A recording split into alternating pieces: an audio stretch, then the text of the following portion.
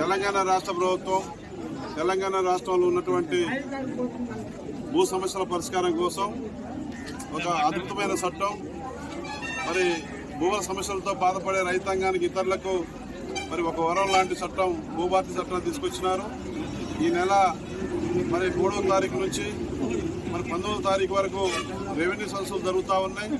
మరి భూభారతి చట్టం ద్వారా ఎవరికైతే రైతులకు కానీ ఇతరులకు కానీ భూ సమస్యలు ఉన్నాయో రెవెన్యూ సదస్సులు దరఖాస్తులు పెట్టుకోవడం ద్వారా అన్ని రకాల సమస్యలు పరిష్కారం చేసుకోవడానికి ఒక మంచి చట్టాన్ని మన రాష్ట్ర ప్రభుత్వం తీసుకొచ్చింది. ఈ భూభారతి చట్టం 2020 తీసుకొచ్చినందుకు రైతాంగానికి మేలు చేసేదిగా, రైతుల భూములకు రక్షణ కల్పించేదిగా, రైతుల భూములకు పట్టాలు ఇచ్చేదిగా మరి మంచి చట్టాన్ని తీసుకొచ్చినటువంటి గౌరవ ముఖ్యమంత్రి రేవంత్ రెడ్డి గారికి, రెవెన్యూ మంత్రి గారు పొంగులేటి శ్రీనివాసరెడ్డి గారికి మరి నా తరఫున పినపాక నియోజకవర్గ ప్రజల తరఫున అభినందనలు, ధన్యవాదాలు తెలియజేస్తా ఉన్నాం.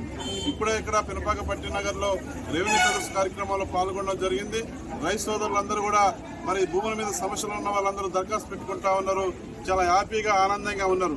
రైతు సోదరులందరూ ఒకటే మనవి చేస్తా ఉన్నా, భూభారతి చట్టం మన ప్రజాప్రభుత్వంలో ఇందిరమ్మ రాజ్యంలో రైతాంగం కోసం, భూముల సమస్యలతో బాధపడే వాళ్ళ కోసం ఈ చట్టం తీసుకొచ్చింది. కాబట్టి ఒక మంచి చట్టం వచ్చిన క్రమంలో రైతు సోదరులందరూ కూడా రెవెన్యూ సదస్సులో పాల్గొని దరఖాస్తులు పెట్టుకొని మీ భూముల సమస్యకు పరిష్కారం మరి ఈ చట్టం ద్వారా లభిస్తుంది. కాబట్టి దాన్ని సద్వినియోగం చేసుకోవాలని రైతు సోదరులకు నేను విజ్ఞప్తి చేస్తా ఉన్నా.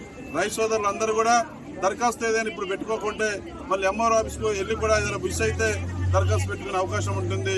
ఆ రకంగా పెట్టినట్లయితే మీకు మీ రెవెన్యూ గ్రామానికి రెవెన్యూ అధికారులు వచ్చి సర్వేయర్స్ మరి ఈఆర్ఓస్ వీళ్ళంతా కూడా వచ్చి మీ దగ్గర ఉండి మీ భూములకు మరి రక్షణ కల్పించే విధంగా, భద్రత ఉండే విధంగా, పాస్బుక్ ఇచ్చే విషయంలో అన్ని రకాల జాగ్రత్తలు ఈ చట్టం ద్వారా తీసుకోవడం జరుగుతుందనే విషయాన్ని ఈ సందర్భాన్ని తెలియజేసుకుంటూ ఇంత మంచి చట్టాన్ని తీసుకొచ్చినటువంటి రాష్ట్ర ప్రభుత్వానికి, ముఖ్యమంత్రి గారికి ప్రత్యేకమైనటువంటి అభినందనలు, ధన్యవాదాలు నా తరఫున, రైతుల తరఫున తెలియజేస్తా ఉన్నాను. Thank you.